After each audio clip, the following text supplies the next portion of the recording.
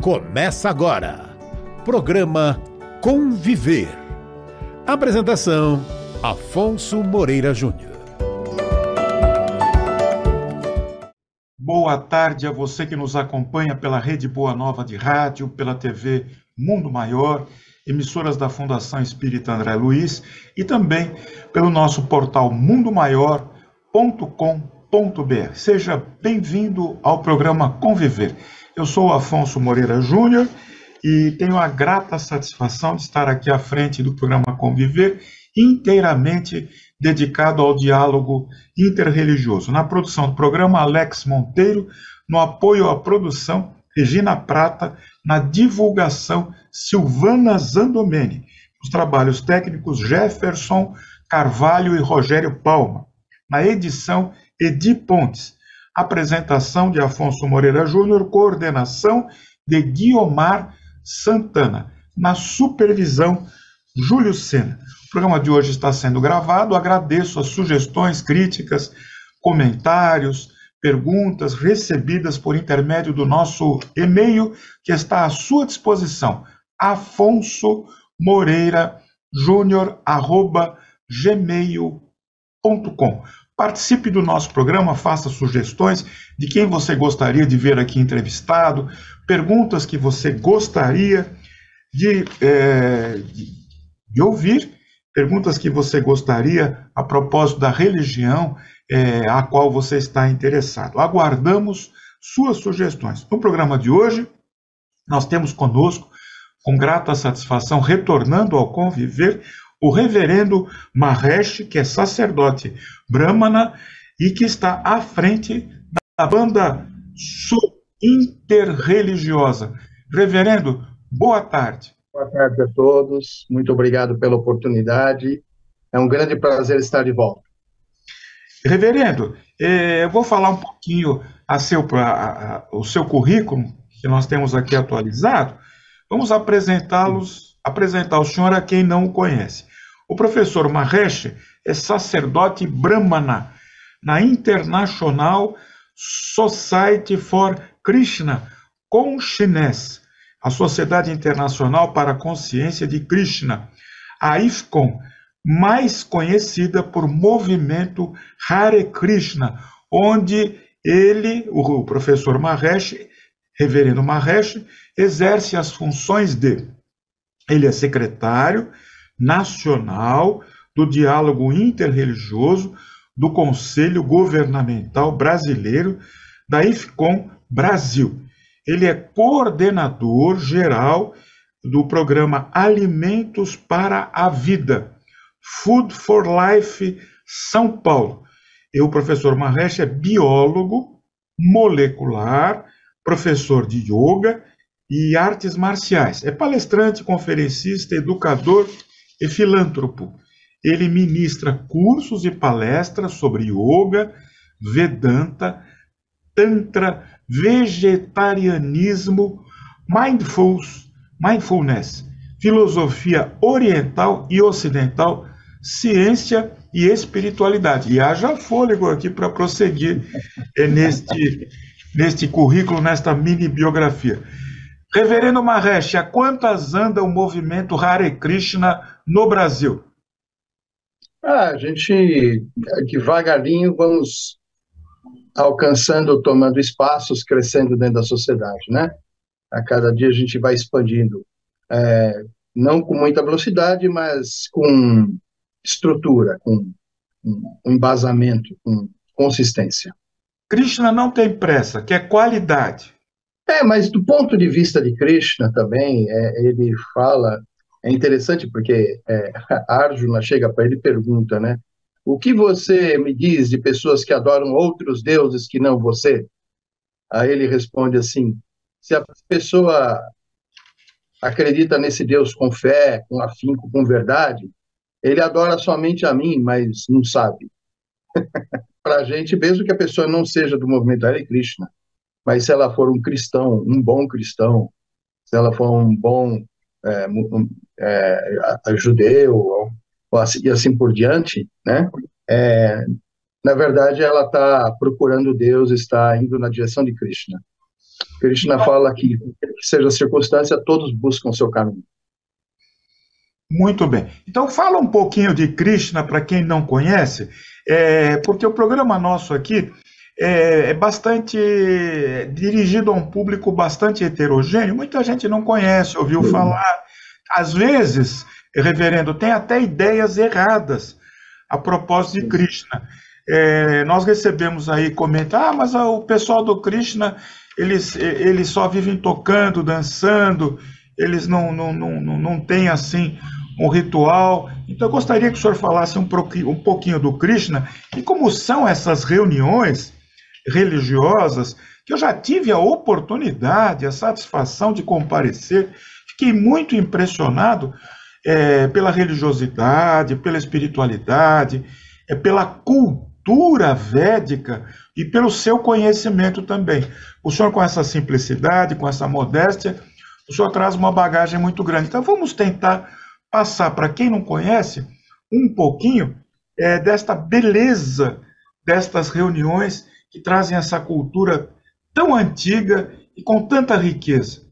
Sim, o movimento Hare Krishna, ele se baseia nas escrituras sagradas que vieram da Índia, as escrituras extremamente antigas. Nossos livros têm em torno de 5 anos de existência. Mas antes de serem escritos, esse conhecimento já existia na forma de tradição oral, né? Então, esse conhecimento se perde no tempo. Mas foi a partir de 5.000 anos atrás que ele passou a ser escrito, né? Então, você tem aí, por exemplo, o Bhagavad Gita, que é um livro sagrado para a gente, né? Que é a base de tudo. Ele é um livro que tem em torno de 5.000 anos e é uma conversa entre Krishna, que na visão Hare Krishna, que na visão védica, ele é a suprema personalidade de Deus, se manifestando no mundo material. E Krishna explica para o seu discípulo Arjuna, em poucas horas, ele resume todo o conhecimento védico, que é extensíssimo, né?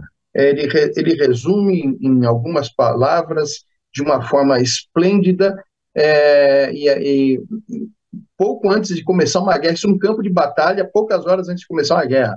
Então ele resume e fala todo o conhecimento védico, e essa conversa se chama Bhagavad Gita.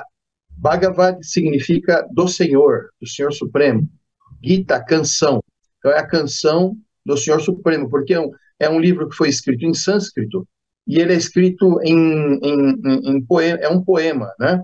Então eles são versos que são cantados, né?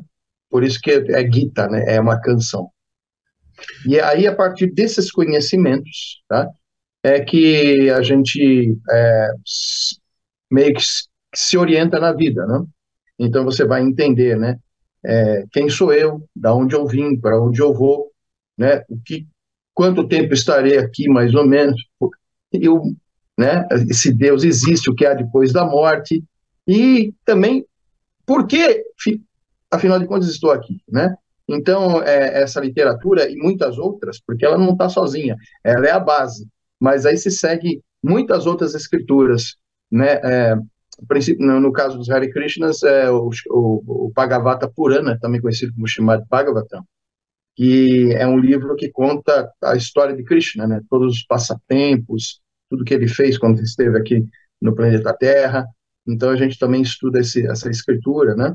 E depois, há 500 anos atrás, Krishna reaparece na forma de Chaitanya para começar o movimento de Harinama Sankirtana, que é cantar e dançar os santos nomes de Deus, né? Que ele diz que as escrituras sagradas têm uma profecia dizendo que para esta era de Kali, o processo de yoga correto, né? mais viável e melhor para se executar, seria o cantar e dançar os santos nomes de Deus em êxtase, né?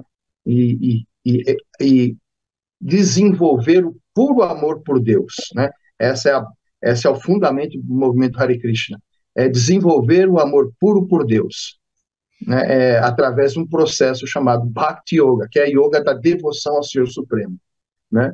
Então, esses livros, essa literatura e os mestres nos orientam nesse sentido, de desenvolver puro amor por Deus, e a partir desse amor puro por Deus, se relacionar na sociedade da melhor forma possível, entendendo que se você chama o seu Supremo de Pai eterno, o seu próximo só pode ser seu irmão, né? Então você desenvolve boas relações de amor também com seus pessoas com quem você convive, e é muito parecido com o que 3.000 anos depois Jesus falou, né?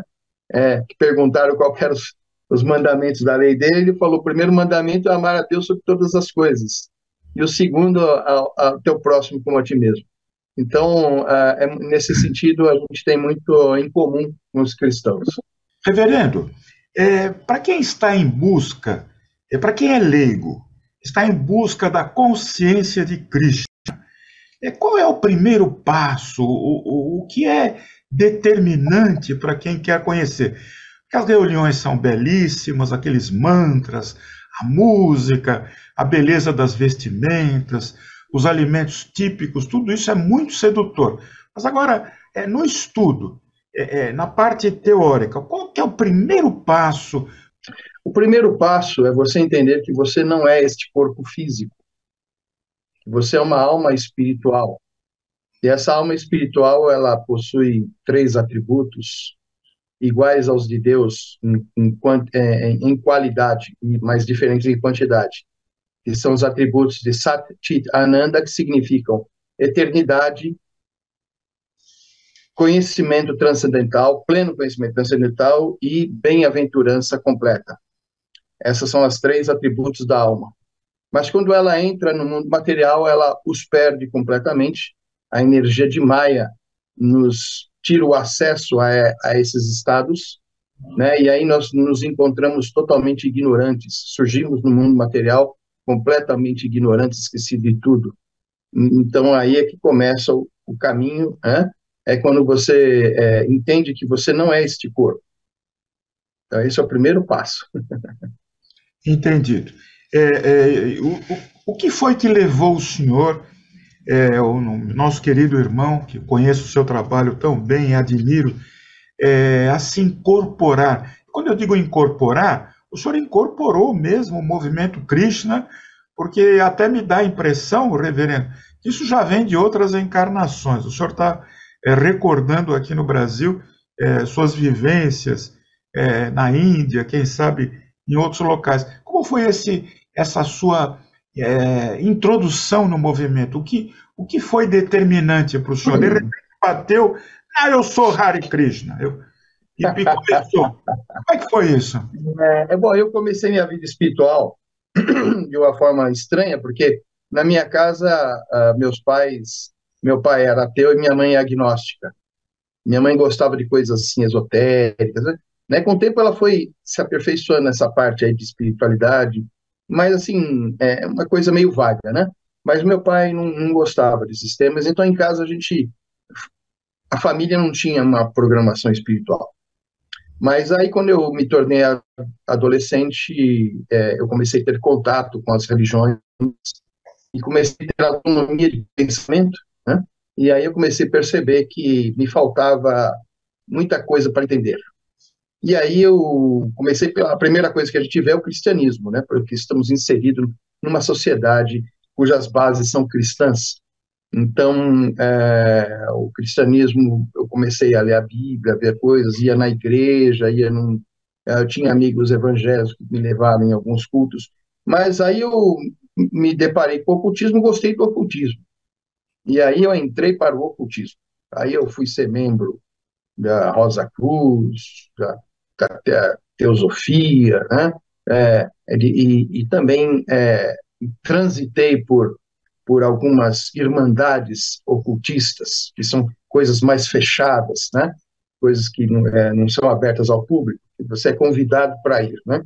Então, eu também frequentei isso, e foi interessante porque enquanto eu estava, né, na teosofia, na Rosa Cruz, principalmente na teosofia, fala-se muito das tradições religiosas milenares, como o budismo, como o cristianismo, o judaísmo, e também da cultura védica, né? Se falava muito.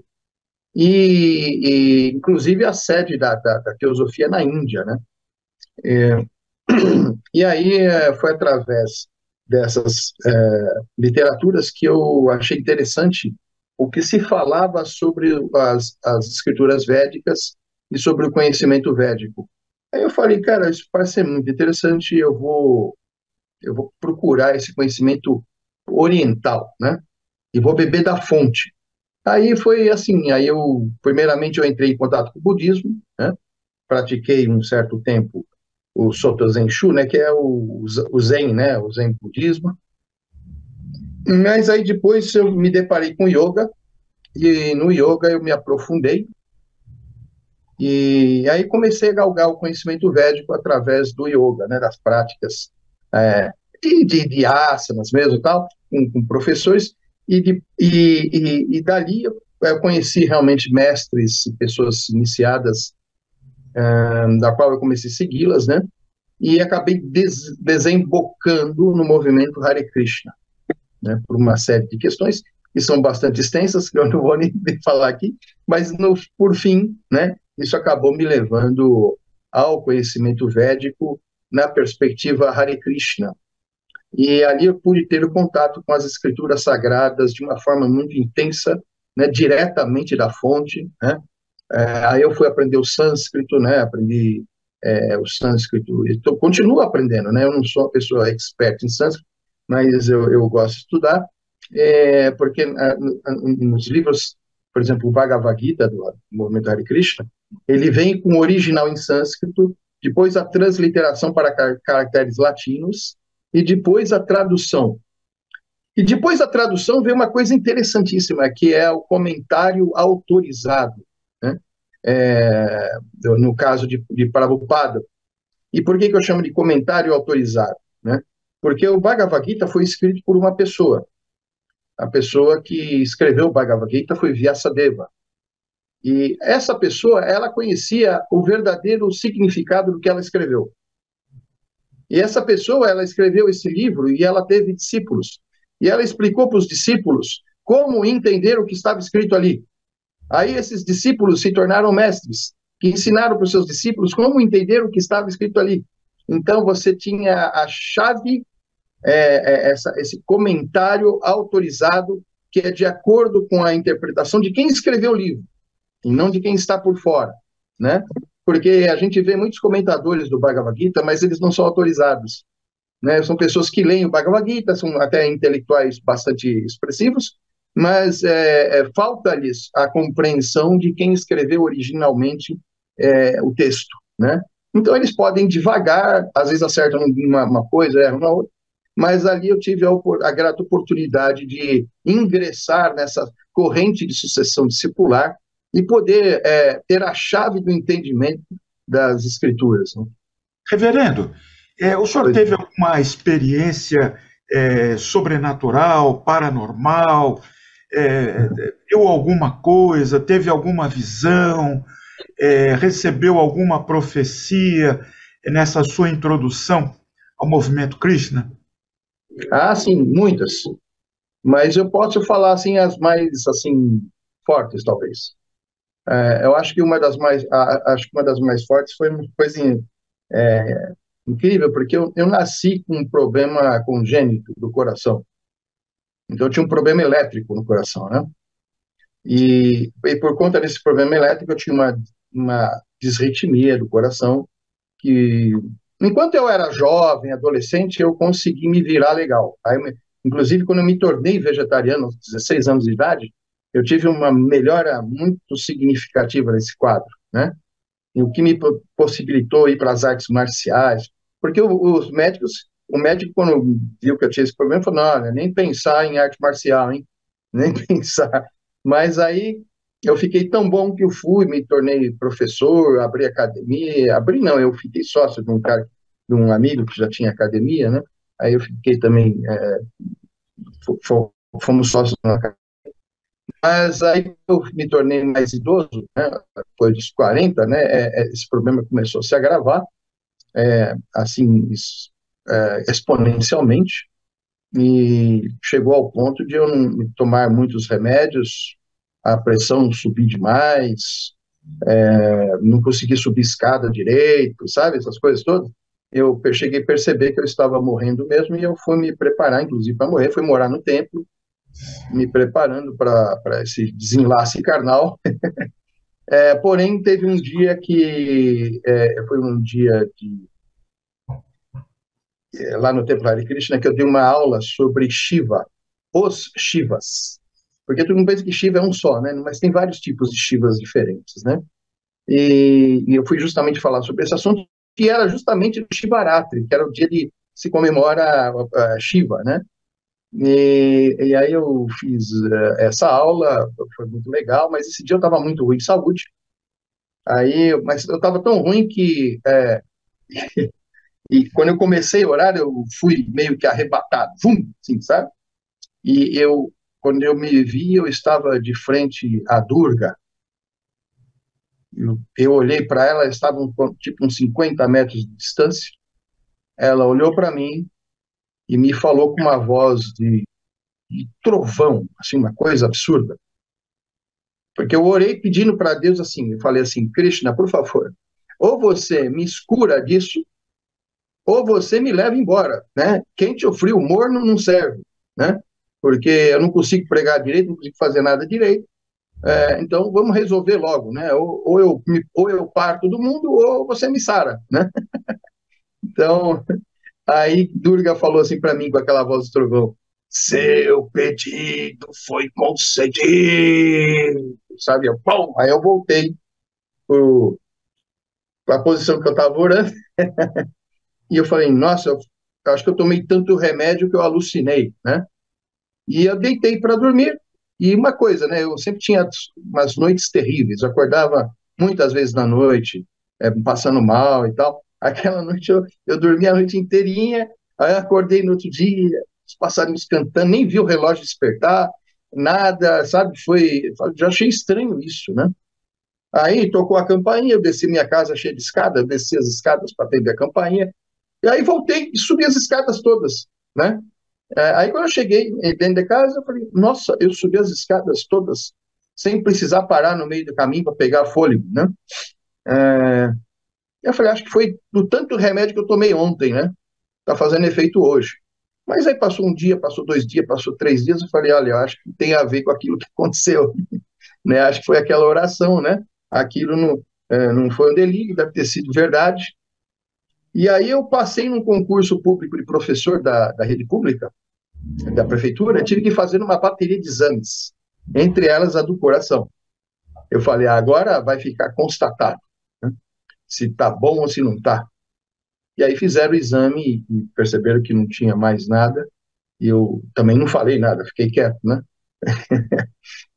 Aí o médico falou, não, você está tudo bem, o coração está ótimo, está tudo maravilha, papapá, fizeram eletrocardiograma, ecograma, fizeram chapa, né? Fizeram um monte de coisa, estava tudo ok, né?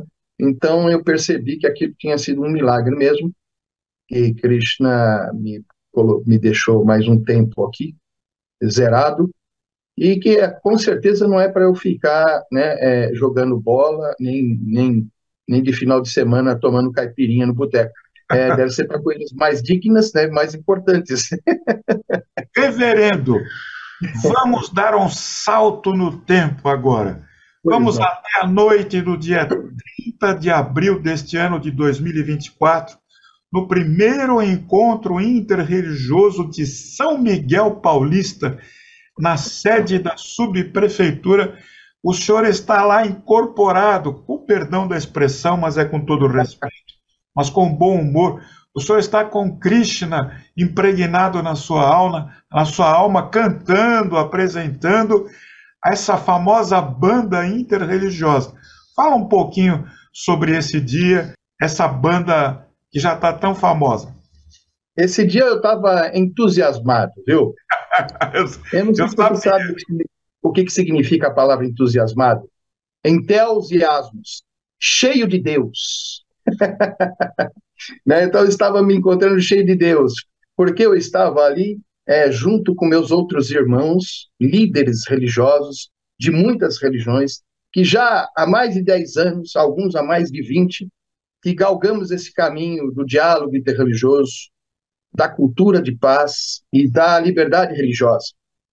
Então, ali eu tive a grata oportunidade de me reencontrar, por exemplo, com o Dom Quirilos, que é o bispo lá da Igreja Ortodoxa bielorrussa, né? Fazer uma pessoa que já fazia alguns anos que eu não o via, né? O Sheikh Jihad, que é um irmão, né? É como um irmão para mim, e outras lideranças ali, o senhor mesmo, né? Esteve presente lá, né? Naquele momento. Enfim, então eu estava me sentindo muito, muito agraciado por Deus nos proporcionar aquele momento de confraternização, um momento de amor, né? Um momento ali que foi muito... a gente podia sentir essa vibração no ar, né?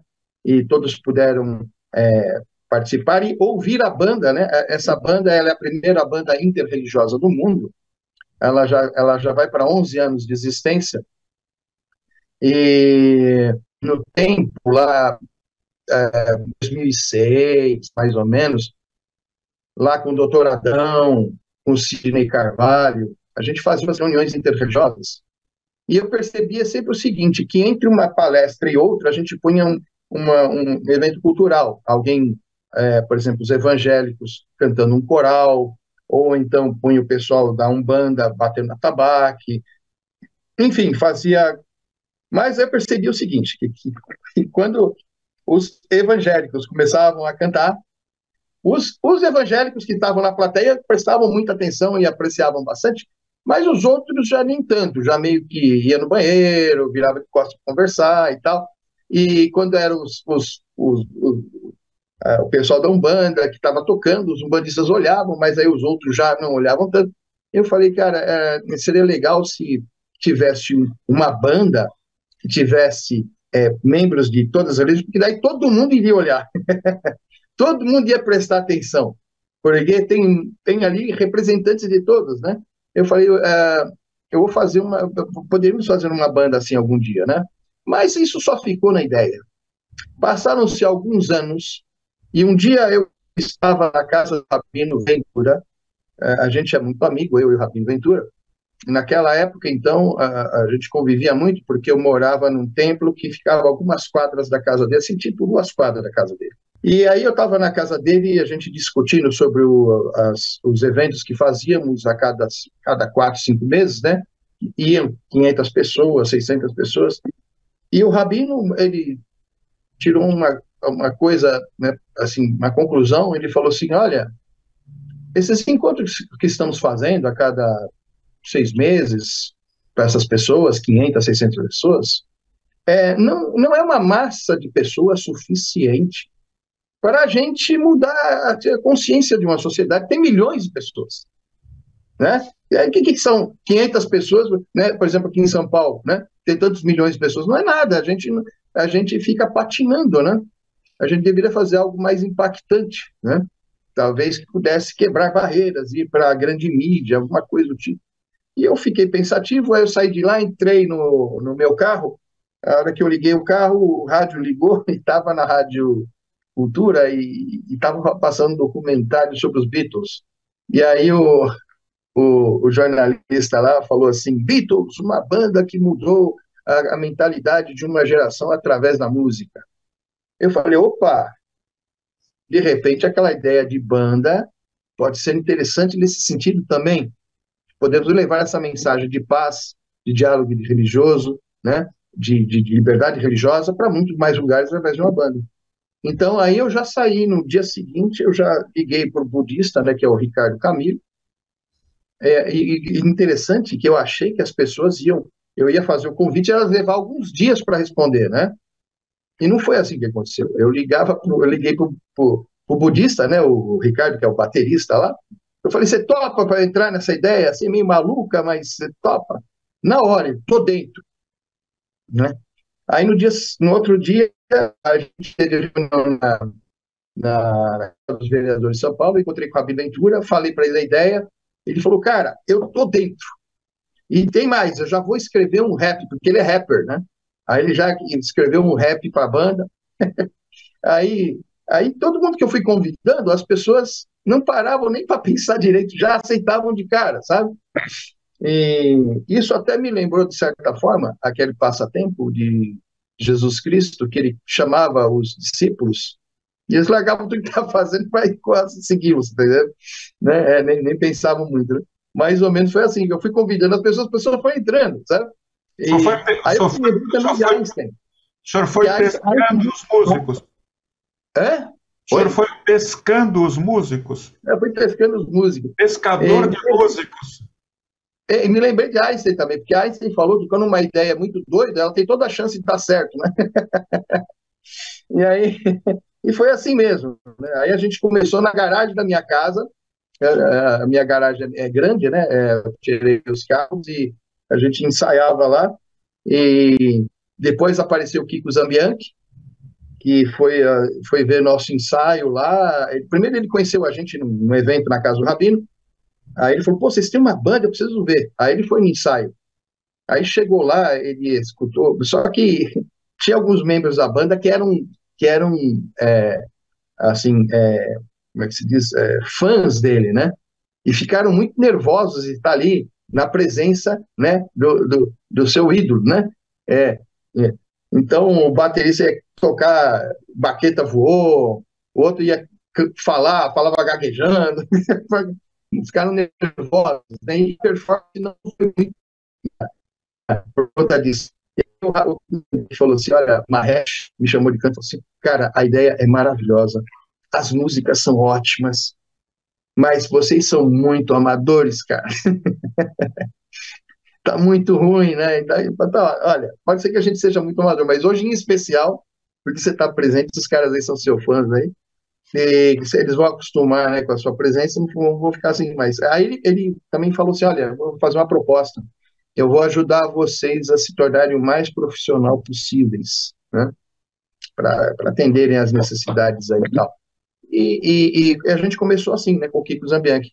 Mas aí, mais lá para frente, começou a entrar membros que eram músicos profissionais mesmo, né? Então, hoje na banda nós temos vários músicos, são religiosos, são músicos profissionais, tocam muito bem, né? Então, isso também, ele junto com a ajuda do Kiko, isso daí fez com que a banda se tornasse uma banda não mais de garagem, se tornou uma banda profissional, né? Então, nós já temos álbum, né? Temos o primeiro álbum, estamos fazendo o segundo álbum, sempre fizemos muitos shows para todos os lugares, né? Enfim, é isso aí. Reverendo, uma pergunta que eu tenho aqui, que eu recebi, e quem fez a pergunta disse, não precisa falar meu nome, não.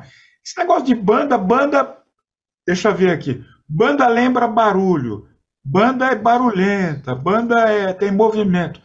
Combina a banda com templo religioso? A pergunta combina a banda que tem essa dinâmica toda de música, eletrizante, né? O senhor tem um coração eletrizante, conforme o senhor mesmo contou, combina a banda com o templo religioso? Essa é a pergunta do nosso ouvinte aqui, da Rádio Boa Nova. A banda, apesar de ser feita de membros religiosos, ela não é religiosa. A banda, as letras das músicas falam de assuntos que são fundamentais em todas as religiões e que são universais, tipo respeito ao próximo, tipo generosidade, tipo tolerância, tipo amor ao próximo mesmo, né? E essas coisas são comuns em todas as religiões. Então, a gente não fala de religião nenhuma específica, mas a gente fala para todos aqueles que seguem alguma religião e que se preocupam com esses tópicos, de conviver em paz com o seu próximo, né, de não ser violento, né, de ser uma pessoa generosa, de ser uma pessoa perdoadora, né? Então, as letras das nossas músicas estão baseadas nisso, não é de nenhuma religião. Então, a banda também não é de nenhuma religião, ela é meio laica, você pode dizer que é uma banda laica, com os fundamentos morais de todas as religiões. E é por isso que a gente consegue conciliar ali na banda, né, o pastor evangélico, pais, tem dois pais de santo da Umbanda, né, lá na banda, tem monge budista, tem Hare Krishna na banda, né, tem pessoal lá da igreja metodista, tem o pastor da Assembleia de Deus. Por quê? Porque a gente não está pregando para ninguém nada de religioso. Nós não somos um grupo assim sincrético. A ideia não é fundir as religiões. Muito pelo contrário. É cada um estar na sua própria religião. Porque o convívio na diferença é que é a ideia da banda. Não é igual, porque quando você faz um sincretismo, você nivela por baixo, você faz todo mundo igual, né? Mas aí não, é respeitando as diferenças, né? Através do bem comum, né? Então, isso, essa a ideia. E por que, assim, as letras da banda, nós somos uma banda que ela é multi-estilos. Nós tocamos estilo rap, estilo rock and roll, estilo MPB, estilo salsa, estilo reggae, né? Então, são vários estilos diferentes para que a gente possa conversar e ter uma interface amigável com diversos grupos diferentes. Reverendo, o Carlinhos de Taubaté tem duas perguntas dele. Como ele está sempre com a gente aqui, assíduo, não vou deixar passar a oportunidade. Ele pergunta se o senhor tem notícias da Nina Hagen, que converteu a banda dela, o Hare Krishna, que fez tantas apresentações tão bonitas, tão assim, diferentes dessa religião. E ele pergunta também quanto que o senhor cobra pela apresentação da banda Sou da Paz. Então, vamos lá. A Nina Hagen, eu não sei direito, porque eu vi que ela tinha se convertido, né? E também teve uma outra pessoa também que era famosa, que se converteu, ficou um tempo, depois saiu. E teve o George Harrison, dos Beatles, né? Que foi até quando morreu, ele era um devoto do movimento Hare Krishna, né? A Nina Hagen nunca, não sei se ela continua sendo ou não Hare Krishna, se ela nem sei se está viva ainda. Eu não acompanho essas coisas. Eu tenho uma vida assim meio fechada, né? A gente não consegue abraçar o mundo, né? Então eu não consigo acompanhar todas essas coisas, né? É uma limitação minha, eu peço desculpas. E quanto ao que cobra a banda Sou da Paz, aí depende. Nossa, a banda Sou da Paz não é uma banda assim com fins lucrativos, né? Então o que acontece?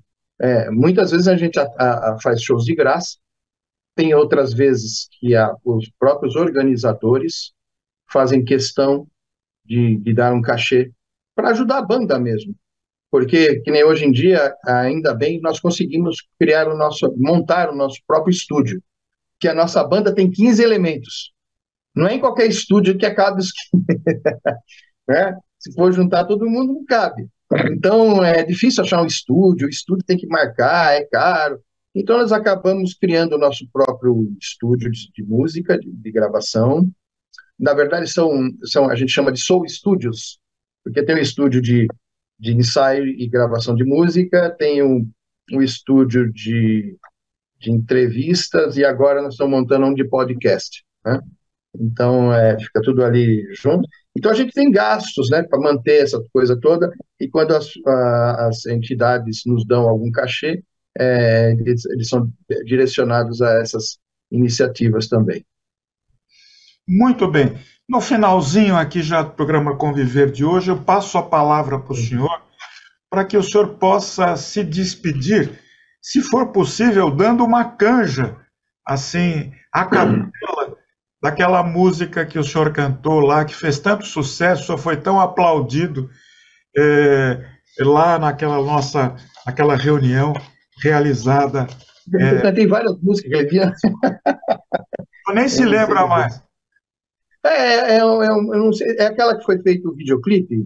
O Isso. meu pai é ateu, meu avô é judeu, minha tia é cristã, o meu primo é do Islã. Um vizinho é budista, o outro um bandista, tenho amigo batista, tenho amigo hinduísta. Dá para viver todos juntos, dá para vivermos em paz. Todos são tão diferentes, todos também são iguais.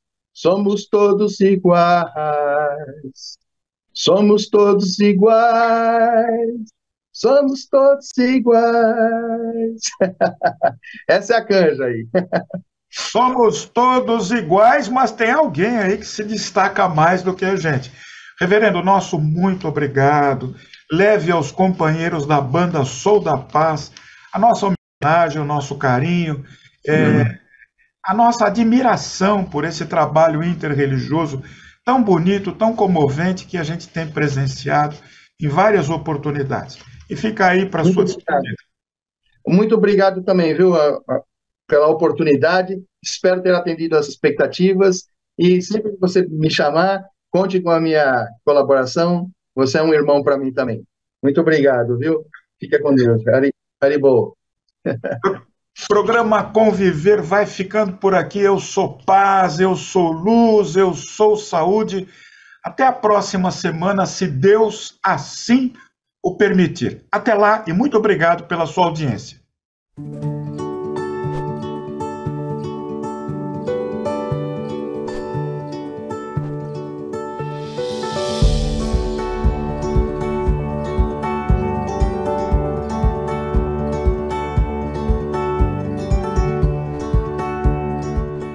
Você acompanhou Programa Conviver.